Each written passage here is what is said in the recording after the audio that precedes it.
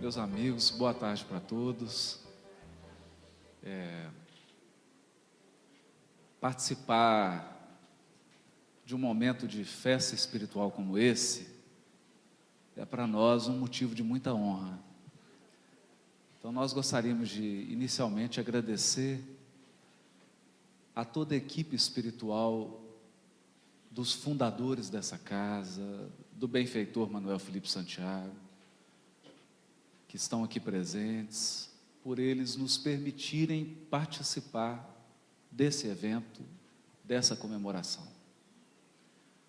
Nós podemos entrever a felicidade que vai no coração de cada um deles, porque essa casa, ao longo de 70 anos, tem representado um ponto de luz na cidade de Belo Horizonte. Por aqui passaram muitas lideranças hoje do movimento espírita, por aqui foram formados, enquanto na juventude, muitos trabalhadores que seguem a sua jornada e que têm uma dívida imensa de gratidão com essa casa, incluindo eu mesmo e minha família, por tudo que nós recebemos todas as vezes que comparecemos nesse grupo. Um grupo que tem um profundo compromisso com a fidelidade à codificação de Kardec, com a fidelidade à doutrina espírita genuína, ao Evangelho de Jesus e, principalmente, fidelidade à caridade na sua mais ampla expressão. Eu me sinto muito feliz de participar e nós temos hoje uma reflexão a fazer nessa tarde. Alguns anos atrás, um famoso músico francês, Jacques Siron, escreveu uma obra destinada a um ensino musical que unisse a experiência do erudito com a experiência do jazz. E ele então escreveu uma monumental obra de educação musical chamada La Partition Intérieure. O que chama atenção no título dessa obra e que ele destaca com muita habilidade na sua escrita fácil, é que todos nós trazemos uma partitura interior. Uma espécie de música que será tocada, ou melhor, que será composta e arranjada no espaço que vai do berço ao túmulo. É claro que nenhum de nós vem com uma partitura totalmente preenchida, porque a programação espiritual não é um esquema rígido e fixo que não permite a intervenção da nossa vontade e do nosso livre-arbítrio. Ao contrário, a programação espiritual é uma espécie de parâmetro do melhor a ser feito no tempo que temos disponível, do melhor a ser conquistado com os recursos que nós fazemos jus na atual existência. Então, se pudéssemos aprofundar na analogia, nós diríamos que cada um já nasce com o seu tom definido, a sua clave. Alguns em dó maior, outros em dó menor, outros em ré bemol maior, algumas ideias, alguns motivos, um pouco da estrutura rítmica, e ao longo da existência, com o nosso desejo, o desejo, a grande alavanca do sentimento, na feliz expressão de Emmanuel, nós vamos acrescentando outras notas, vamos mudando de tom, modulando, voltando ao tom principal, nos unindo a outras melodias, porque afinal de contas, nenhuma vida é um solo. Toda a existência é uma linha melódica que se soma a outras vidas.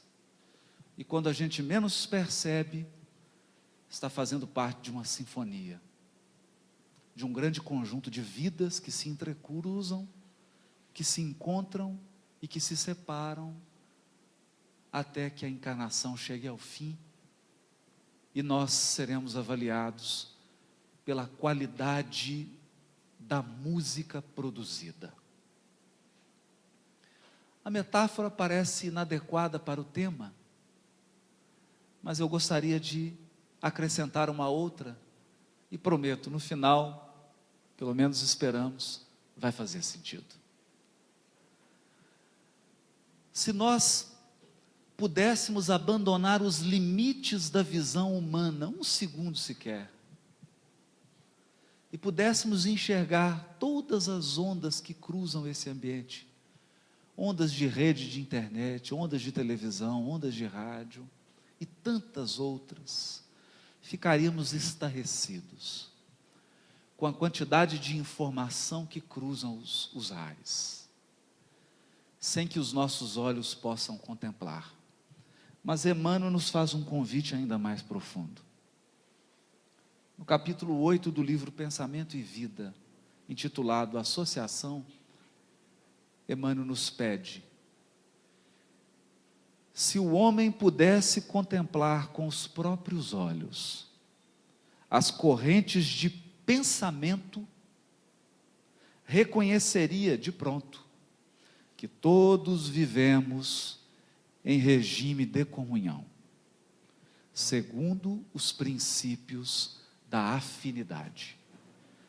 A associação mora em todas as coisas, preside a todos os acontecimentos e comanda a existência de todos os seres. Contemplando o pensamento contínuo de cada criatura encarnada ou desencarnada, nós logo perceberíamos que cada um possui uma textura emocional. Porque Emmanuel nos ensina nesse livro que antes nós sentimos, desejamos para depois pensar. A ideia é sempre o revestimento do nosso sentimento. De acordo com as bases onde se assenta o nosso coração, emitimos ondas mentais.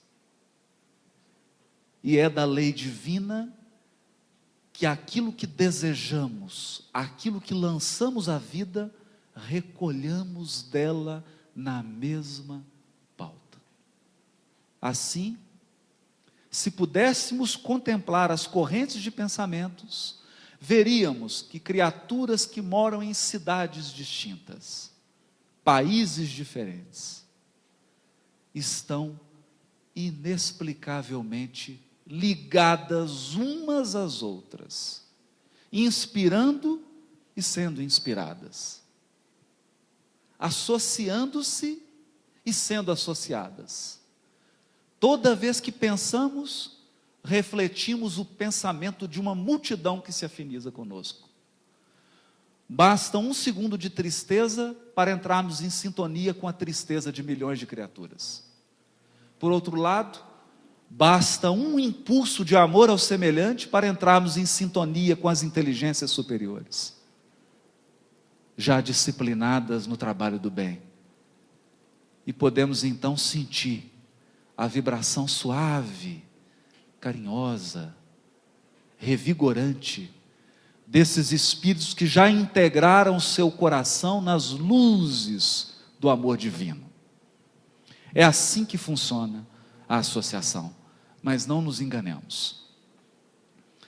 Percorrendo as grandes metrópoles do mundo, se você pudesse hoje andar pelas ruas de Nova York, descobriria, impressionado, que há associações de todos os gêneros. Há clubes que, para que você participe, é preciso que seja um membro que tenha sido indicado por outro e que preencha determinados requisitos sociais. Por exemplo, uma determinada fortuna. E o que fazem esses milionários nesses clubes particulares? Lá, longe da imprensa, longe do assédio de pessoas indesejadas, no mais absoluto sigilo, eles se encontram, conversam, fazem associações empresariais, decidem a separação ou a fusão de grandes empresas, deliberam sobre investimento de grande soma de dinheiro, portanto, decidem e afetam a vida de milhões de criaturas ao redor do mundo. É claro que em decisões que afetam a encarnação, a vida de numerosos espíritos, é natural, mesmo que esses grupos não ofereçam um patamar de sintonia espiritual, que os espíritos superiores influenciem, se façam presentes, ainda que temporariamente, para inspirar, ou talvez para intervir, de modo que o estrago seja o menor possível. Não há associação humana que não tenha o amparo da espiritualidade superior, por mais perversa que ela seja. E assim se multiplicam outros grupos. Aqueles que gostam de corridas de cavalo formam associações de criadores, de corredores, e se encontram para conversarem sobre aquilo que eles gostam, sobre aquilo que eles desejam investir o seu tempo. Temos até associações de golfe, de onde saiu, por exemplo, o grande jogador, e onde possivelmente ele acabou com seu casamento. Porque nessas associações, os homens se entregam a todas as facilidades que a vida material pode proporcionar, e nem sempre estão em sintonia com os propósitos da sua existência, com as fontes espirituais que comandam a presença de cada ser na Terra. No entanto, quando 2 ou 3 criaturas se reúnem com um propósito diferente, com o propósito de aprender e de vivenciar os ensinos do Cristo, quando isso ocorre, todas as leis que regem as associações de golfe, de basquete, de empresários, de comerciantes, de industriais, de músicos, etc., etc., essas mesmas leis também regem o funcionamento dessas associações. Elas também se estruturam com base na comunhão de pensamentos. Elas também se embasam no patamar de sentimento dos seus frequentadores. Porque o grupo é sempre um denominador comum do que pensa e do que sente os seus frequentadores. Mas a associação em torno do nome do Cristo tem um diferencial. O diferencial é que ela não conta com a visita esporádica da espiritualidade superior. Não. Ela conta com a presença permanente do Cristo nela. Porque Jesus não disse: onde estiver 2 ou 3 reunidos em meu nome, eu os visitarei. Ele não disse: eu passarei por lá. Ele disse: eu estarei no meio deles. Diante dessa constatação, abre-se todo um quadro para a nossa reflexão. Porque eu consigo entender a presença permanente de alguém dedicado ao mal. O que virá dessa presença? Ciúme, inveja, maldade, calúnia, perseguição e tantas outras ações e sentimentos que decorrem do egoísmo e do orgulho. O que virá de uma associação de milionários do mundo físico, a não ser planos de domínio econômico e político?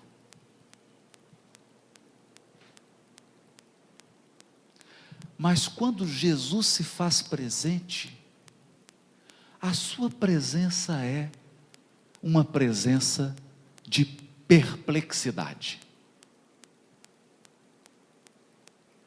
E é sobre essa perplexidade que eu gostaria de compartilhar nessa tarde de aniversário. Para refletirmos, mas também alimentarmos a nossa esperança e a nossa alegria. Onde tem a presença de Jesus, geralmente no local do berço de ouro, nós temos uma manjedoura. Foi assim que o mentor dessa casa não foi nenhum grande empresário, dono de grandes indústrias e de grandes terrenos em Belo Horizonte. Era um vendedor de doce no Parque Municipal.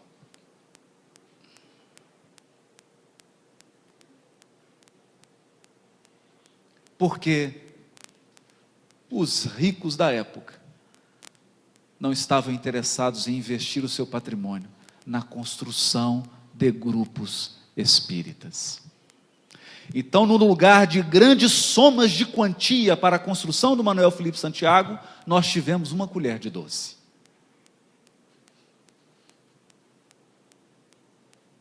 A manjedoura. O terreno foi doado. Cada tijolo, seguramente, fruto da doação de quem não podia dar. Era Jesus no meio dos fundadores.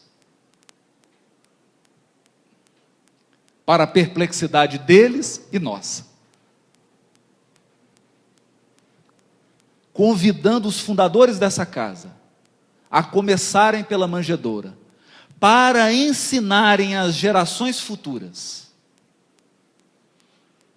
que nem sempre, o recurso na mão é garantia de que um grupo cristão será fundado ou permanecerá de pé. Porque o que sustenta um foco de luz como esse é o amor. É a dedicação dos que oferecem suas vidas, horas do seu dia, para que essa casa fique todos os dias aberta. Isso é mais do que recurso que você possa pegar. Isso é recurso impalpável. Mas tem também a inteligência dos que evangelizam, dos que fazem palestra na casa, dos que coordenam as reuniões de estudo, dos que estabelecem os programas anuais. Há também a dedicação daqueles que limpam a casa, que deixam a toalha bonita, a água, as flores. Há também o carinho e a devoção dos jovens que cantam, fazem o teatro, emocionam a todos. É um outro paradigma.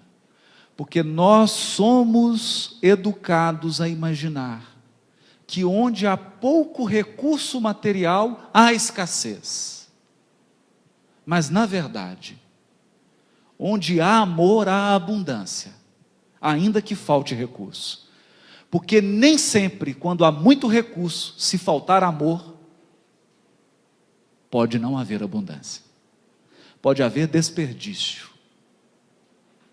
Pode haver egoísmo, pode haver até mesmo insanidade, mas não progresso. E a presença de Jesus vai se fazendo ainda mais constrangedora. Ela vai se fazendo constrangedora quando, por exemplo, nós começamos a pensar, por que que Jesus pede a um homem que fazia doces para viver, e que vendia doces no Parque Municipal para fundar uma casa num bairro nobre de Belo Horizonte?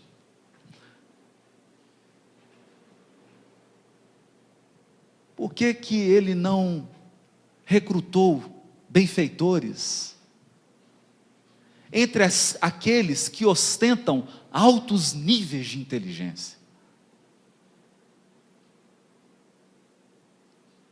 Por que ele não chamou para ser os patronos dos grupos espíritas aqueles que detêm um imenso poder, uma capacidade de alterar os destinos políticos de uma cidade? Por que então ele não convoca para ser fundador desses grupos aquelas famílias que representam a maior soma do patrimônio de um território?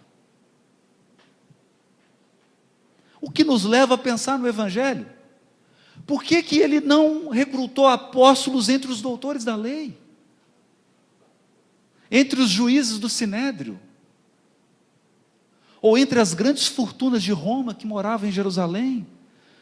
Por que valer-se de pescadores aparentemente rudes e ignorantes?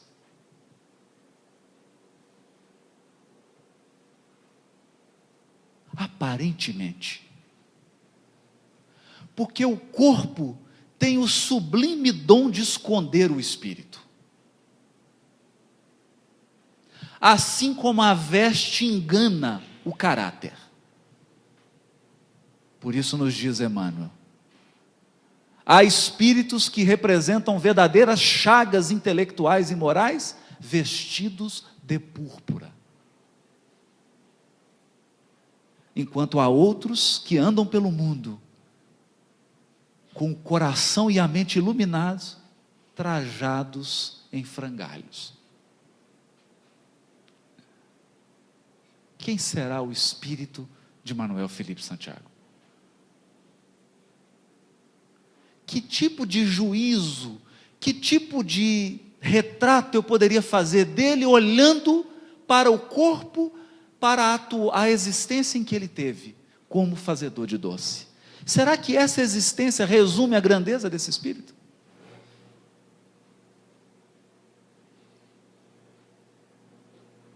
Será que a existência como pescador em Cafarnaum resume Simão Pedro? Será que Simão Pedro é só o pescador de Cafarnaum? E as experiências anteriores? E os tesouros que ele já havia acumulado na alma? E a experiência decorrente das quedas? Quem sabe ele não pediu a posição humilde do pescador, porque já havia falhado dezenas de vezes quando veio em condições de maior recurso. Quem sabe ele não pediu a escassez, para que a escassez fizesse uma espécie de fricção e, enfim, sua alma se iluminasse. Presença do Cristo. E ela prossegue. Prossegue quando diante da multidão de necessitados, 5 pães apenas. 5 pães. E você vê a rua cheia. E olha o grupo oferecendo sopa, oferecendo o evangelho e atendendo. E você fala: meu Deus, de onde vem tanto recurso? Não pergunte para o falso, que ele não vai saber responder. De onde vem? Quem está multiplicando os pães?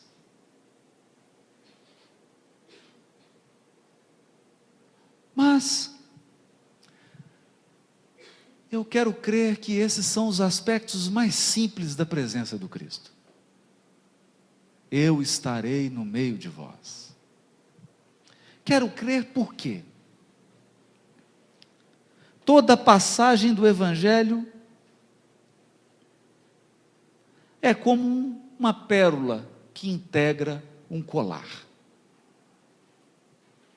E muitas vezes nós lemos: porque onde estiverem 2 ou 3 reunidos em meu nome, ali estou no meio deles. Mateus 18, 20. Mas que passagem é essa? Por que Jesus disse isso? Ou melhor, o que ele disse antes e o que ele disse depois? E eu peço licença para ler.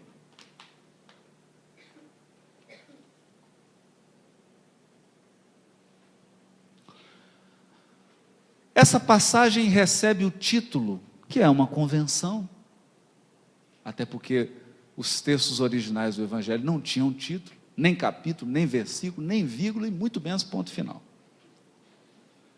Mas, convencionalmente, essa passagem é chamada de erro e perdão. Mas o que tem a ver o aniversário da casa do Centro Manuel Felipe Santiago, 2 ou 3 reunidos em meu nome, estarei no meio deles, com perdão? Bom, melhor a gente ler. Se teu irmão pecar contra ti, vai arguí-lo entre ti e ele somente. Se te ouvir, ganhaste teu irmão. Mas se não te ouvir, toma ainda contigo 1 ou 2 pessoas, para que pela boca de 2 ou 3 testemunhas seja estabelecida toda a questão. E se ele se recusar a ouvi-lo, dize à comunidade, à igreja. Se também se recusar a ouvir a igreja, considera-o como um gentio ou publicano. Em verdade vos digo, que tudo que ligardes sobre a terra, estará ligado nos céus. Isso é Jesus falando. Tudo o que ligardes sobre a terra, estará ligado nos céus. E tudo que desligardes sobre a terra, estará desligado nos céus. Novamente, disse ele, em verdade vos digo, que se 2 de vós estiverem de acordo sobre a terra, a respeito de qualquer coisa que porventura pedirem, isso lhes acontecerá da parte de meu Pai que está nos céus. Pois, onde 2 ou 3 estiverem reunidos em meu nome, aí estou no meio deles. Então, aproximando-se Pedro, disse-lhe, Senhor, quantas vezes meu irmão pecará contra mim e eu o perdoarei? Até 7 vezes? Jesus lhe disse, não te digo que até 7 vezes, mas até 70 vezes 7. 70 anos do Manuel Felipe Santiago.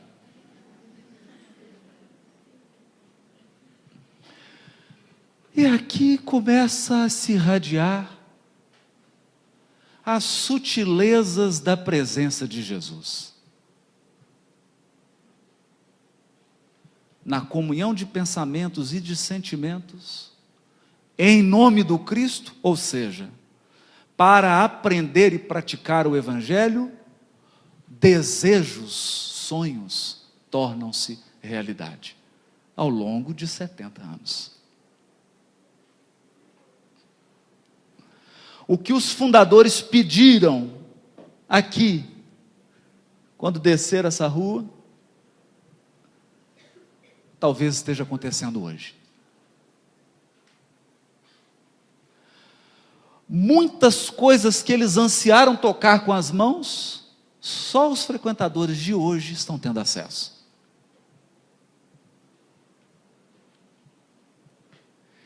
É porque Deus permite que a gente tenha sonhos e que ele se realize, mas não para nos beneficiar exclusivamente. Sonhar com o Cristo é ter uma semente e plantar, para depois ter uma árvore dando centenas de frutos. Ninguém consegue sozinho consumir a produção de uma árvore.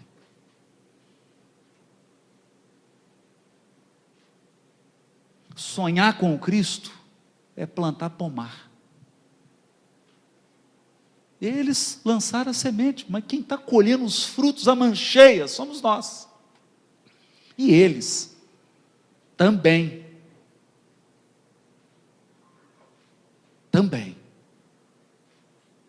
Então a promessa se cumpriu. O que foi pedido em comunhão foi concedido. Mas concedido na presença do Cristo. E a presença de Jesus causa perplexidade. Causa perplexidade porque ele, quando foi preso, e o apóstolo corta a orelha do soldado, ele prefere curar do que empunhar espadas. E ele prefere enfrentar a morte injusta na cruz do que ter que compactuar com o mal. Então, chorando no Horto das Oliveiras e pedindo que a dificuldade fosse afastada, Jesus prefere esperar a manhã de domingo.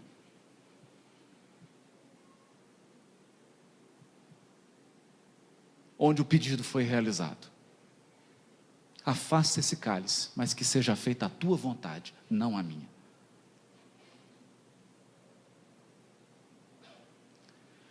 Então, quando Jesus está no meio da gente, já tem alguns aí querendo que ele saia. É assim mesmo, a gente fica... É duro conviver com Cristo. Ficamos esperando a manhã de domingo, mas sem passar pela sexta da cruz.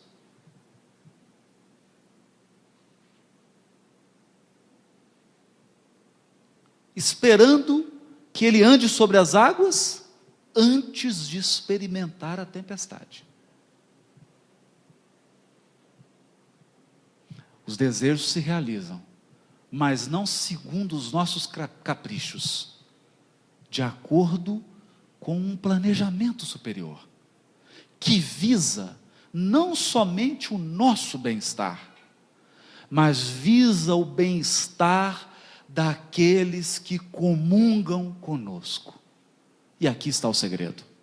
Ninguém consegue viver sem um processo de associação. Ainda que more num lugar afastado, numa choupana deserta. Pelo pensamento, pelo sentimento, estará sintonizado com milhões de outras criaturas. E toda vez que deseja algo para si, está desejando para a multidão com a qual sintoniza. Viver associado não é uma opção. É da lei divina que vivamos em comunhão. Se é assim, é preferível que a nossa comunhão seja nas bases do bem.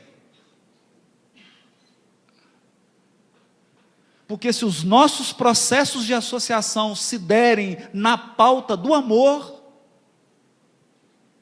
nós colheremos os frutos. Muito mais auspiciosos do que colhemos quando desejamos apenas para nós mesmos. Então não é que o Criador seja parcimonioso, não é que Deus não queira conceder,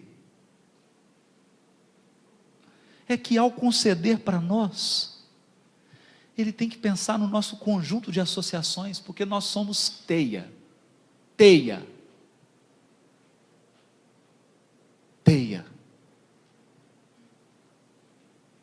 O que vem para você afeta todos que comungam contigo a atual existência.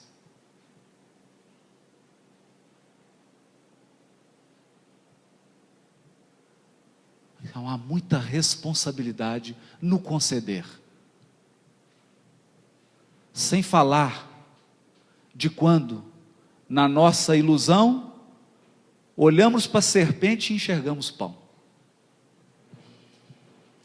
Pedimos, Deus sabe que é serpente, e nós estamos acreditando que é pão.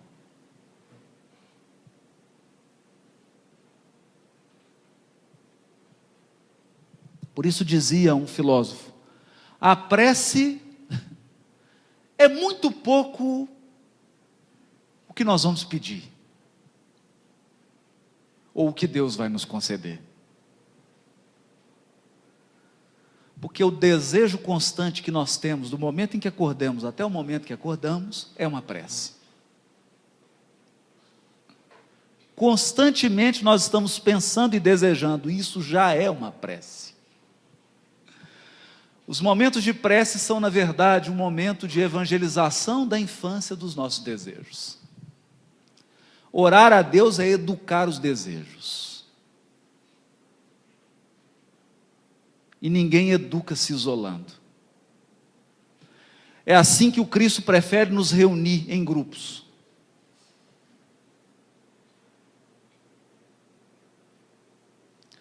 Porque aí nós começamos a desejar, a pensar em conjunto. Começamos a articular uma estratégia de crescimento espiritual em conjunto. E mais do que isso, para a execução da nossa sinfonia, nós precisamos de outras melodias. Não basta a minha, não basta a sua. Nós temos que estar junto.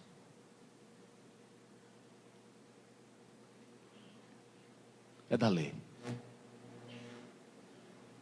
Quando isso ocorre, naturalmente, começam a surgir em todo o trabalho, em toda a ação humana, aqueles momentos em que nós ferimos uns aos outros. Era assim que Jesus frequentemente encontrava. Bastava ele sair e se retirar para orar e voltava, e os apóstolos estavam discutindo quem era o melhor. Isso é muito comum nos grupos espíritas, né? É muito comum. Mas é comum em todas as associações de seres humanos. Bastava Jesus se afastar um pouco, então ele chegava e apaziguava. Pela força do perdão, pela força da humildade, ensinando que comunidade, grupo, é também o treino do serviço. Aqui nós aprendemos a servir. E eu não estou dizendo apenas do prato de sopa que nós entregamos.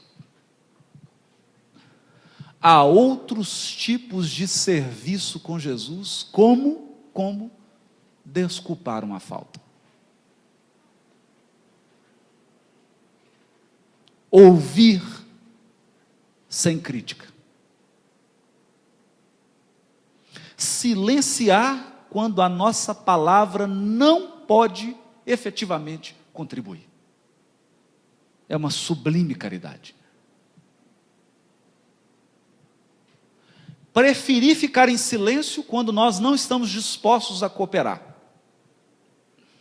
Porque 1 grama de cooperação vale mais do que 1 tonelada de conselho.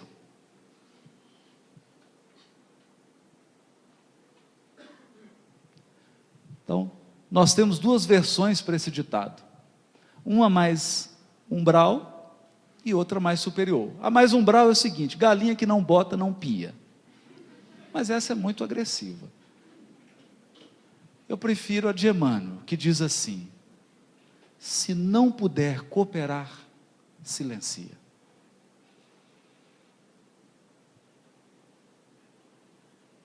Porque já há tantos desafios. Qualquer ideia que você tem, qualquer projeto, é tão difícil implementar. É tão difícil fundar uma casa espírita e é tão difícil mantê-la em funcionamento. É tão difícil manter as atividades se você não vai colaborar, se você não está disposto a cooperar. Por que você quer prejudicar? Quando Emmanuel comenta esse versículo, 2 ou 3 reunidos em meu nome, ele diz assim: é preciso que cada um de nós faça uma reflexão de qual papel exerce no grupo. Será que nós somos aquele que faz o papel de sempre ser o intermédio, um médium do desânimo? Você apresenta uma coisa, a pessoa levanta a mão, não vai dar certo. Tem esse problema. É o intermediário do desânimo. Mas tem o intermediário do conflito. Se pode ser feito da forma mais simples, sempre que a pessoa fala, ela opta pelo caminho do litígio. Para que fazer simples se nós podemos fazer brigando? Não é? Mas tem a voz da prepotência. Eu sempre tenho a melhor ideia. Então, Emmanuel nos convida a refletir a nossa posição no grupo. A melodia que nós estamos acrescentando. A tonalidade que nós escolhemos modular. Porque isso diz respeito à minha vontade. E por fim, quando o Cristo está no meio de nós, só pode haver um propósito. Somente um. Ele disse assim: conhecerão que sois meus discípulos, se vocês tiverem muito amor uns pelos outros. O selo de um ambiente em que o Cristo está, eu não estou dizendo o ambiente em que Ele visita. Jesus visita todos os ambientes do mundo, alguns para orientar, outros para reajustar, outros para dissolver. A sua ação educativa, enquanto governador espiritual do mundo, não pode coadunar com a injustiça, ou mesmo com a apatia. A governança espiritual de Jesus é serena, mas é firme. Ela age no tempo certo, mas age. E para isso ele dispõe de duas ferramentas. A primeira é o espinho na carne, a segunda é a desencarnação. O espinho na carne é aquela cota de provação ou expiação que está suspenso. Se você começar a complicar muito a tua existência, ela é ativada, sai do congelador e vai para o micro-ondas. É o espinho na carne. A segunda ferramenta é a desencarnação. Todos nós temos uma cota de tempo. Uma cota de tempo. Os benfeitores e os malfeitores. Ninguém possui de um tempo ilimitado. Temos um tempo certo.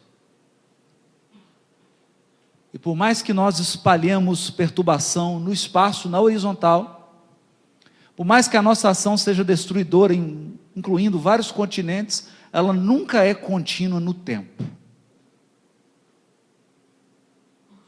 O controle de Deus se exerce também sobre o tempo. Chega uma hora, todos nós prestaremos conta perante a nossa consciência e perante as esferas que nos concederam os recursos. Isso é natural. Mas nós que estamos no bem, que estamos na presença do Cristo, devemos marcar a nossa participação pelas notas do amor. E o amor é sempre, sempre, sempre pensar no bem comum e, sobretudo, pensar no bem do outro.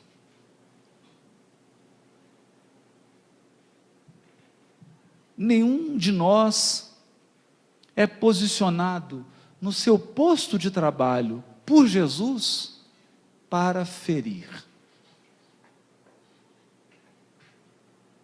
Mesmo aqueles que detêm a responsabilidade da disciplina, da orientação e do comando, devem dosar a sua ação e a sua energia, para que ela reflita a energia do Cristo.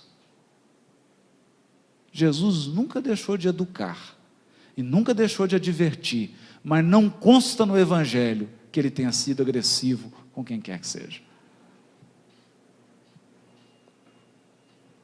Então esses são os desafios. E é nas reuniões onde o Cristo se encontra que se realiza a tarefa mais árdua das reencarnações.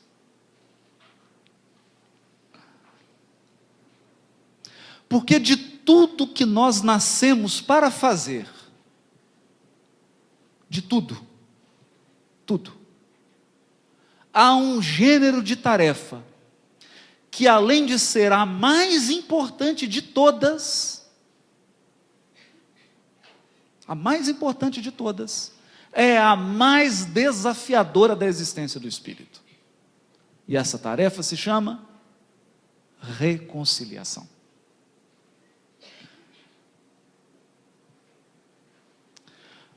No grupo espírita, no movimento espírita, na família, no lar, no trabalho, onde 2 ou 3 estão reunidos no nome do Cristo, principalmente, uma das ações mais vigorosas do Cristo, quando Ele está no meio de nós, é a ação da mediação e da conciliação. Jesus é um conciliador por excelência. É assim, foi assim por 70 anos e será assim por mais 70. Se reunirão nessa casa espíritos que possuem aversão, desafeto e inimizade há 10, 20, 30, 40 reencarnações. E ao chegarem aqui,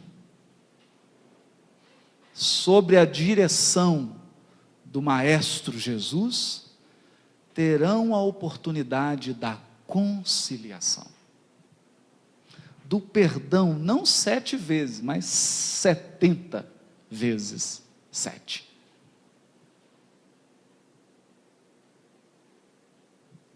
E agora, para desfazer essa impressão de tristeza, porque está todo mundo falando assim, eu achei que era bom ele estar no meio de nós, agora eu só vi desafio. Eu preferi dar a notícia mais difícil no início, para finalizar com as notícias boas.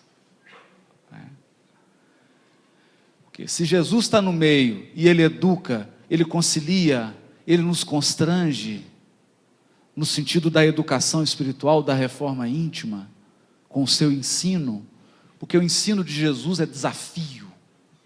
Nós não estamos acostumados, nossos hábitos são outros, nossas armas são outras, nós temos outras habilidades, entre elas a diferir. Com o Cristo são novos padrões, mas também, com Cristo entre nós, temos a certeza da esperança. E a esperança é alimento. Nós podemos estar caminhando sob tempestade, sobre uma noite, mas não nos enganemos. Se o Cristo está conosco, o sol do novo dia já está ao nosso lado. É só uma questão de tempo.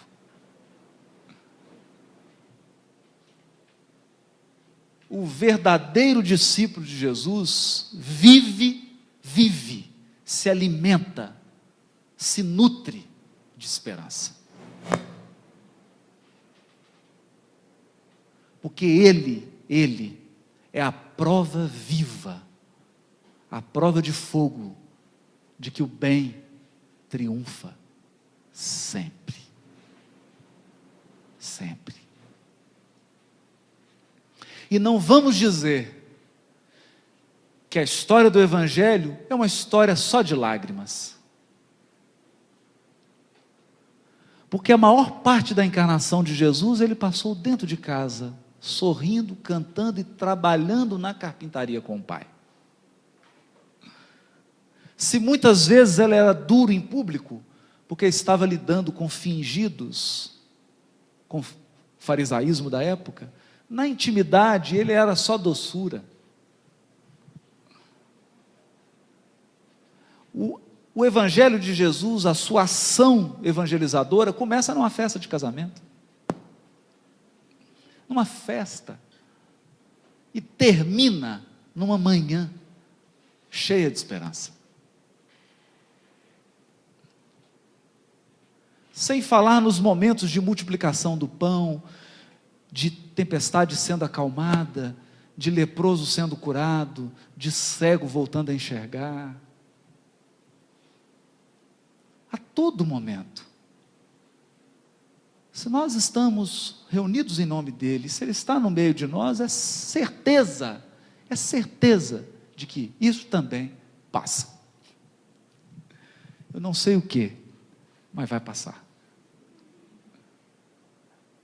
Nós vamos chegar, vai ficar melhor. Porque nós não estamos caminhando às cegas.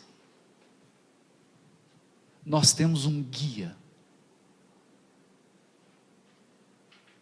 Nós temos alguém que sabe, porque já foi e voltou para nos buscar. Isso não é uma experimentação. Isso é roteiro infalível. Basta seguir. E também nós temos a certeza de que mesmo nas ocasiões em que nós choramos ao lado de Jesus, é preferível chorar com amor do que sorrir com a maldade.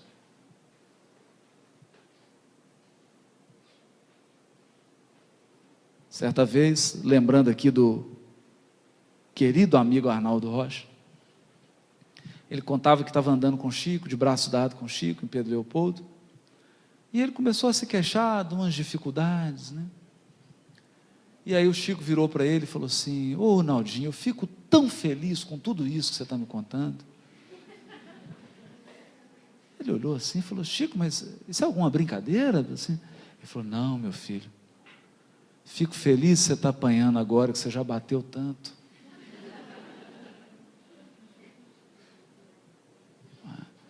Era o sinal de que Cristo no meio, é sempre garantia de que, se precisar de algum sacrifício para que o bem se realize, que seja o nosso. Quantos já se sacrificaram por nós? Quanto que Manuel Felipe Santiago teve que padecer para que a gente possa estar aqui? Não é justo que os fundadores sempre fiquem com a parte do sacrifício. É bom também que a gente compartilhe. E ser discípulo do Cristo é de vez em quando carregar a cruz para Ele também. Porque se Ele confia na nossa ação, se Ele confia no nosso coração, Ele vai entregar as partes mais rudes e mais difíceis do trabalho. Para as crianças espirituais, a gente reserva o salgadinho, o bolinho, o parabéns. Mas para as almas mais preparadas, Jesus costuma ser amigo, compartilhar as agruras de governar um planeta tão grande. E é muito bom compartilhar com Ele dessas dificuldades e poder contribuir, no mínimo que seja, para que a obra se realize. A casa começou no seu aniversário, recebeu a presença de Chico, e Emmanuel ditou uma oração. Uma oração. E nós ficamos pensando, por quê? Porque a oração é você manter a sua banda larga funcionando. Sem oração você perde a conexão da internet. Perde o acesso às esferas superiores. E aqui nós gostaríamos de encerrar dizendo: se Jesus verdadeiramente está na nossa associação, Ele está no meio. Sempre no meio. Jesus nunca está nos extremos. Nem muita calma, nem afobação. O meio. Nem somente bondade, nem somente energia. No meio. Nem só intelecto, nem só sentimento. No meio. Nem só palavras doces, nem só palavras amargas. No meio. E toda vez que nós tivermos uma dúvida do que fazer, é bom lembrar, essa posição de Jesus é inalterável. Ele sempre está no meio. O meio que representa o bom senso, o meio que representa o equilíbrio, o meio que representa o respeito a todos os componentes. Não só a alguns, não só a um, mas a todos. Porque do contrário, seria particularismo, privilégio. Com Jesus, o único privilégio é o de servir. Porque quem serve é canal de bênçãos, que vão cada vez mais se ampliando na medida do trabalho. E já que Ele está entre nós, e se Ele estivesse fisicamente aqui entre nós, porque espiritualmente Ele está, o Cristo seria visto sorrindo, seria visto apaziguando as mágoas, reconciliando os adversários, orientando os aflitos, levando esperança, paz e harmonia, e não tenham dúvida, não tenham nenhuma dúvida, participaria conosco, comendo dos salgadinhos e do bolo, como Ele fez na última ceia, como Ele fez nas bodas de Caná, porque o extraordinário do Cristo, o extraordinário da sua presença, é o fato dele ser tão comum, que a gente se esquece que Ele é o Cristo. Muito obrigado. Boa tarde para todos.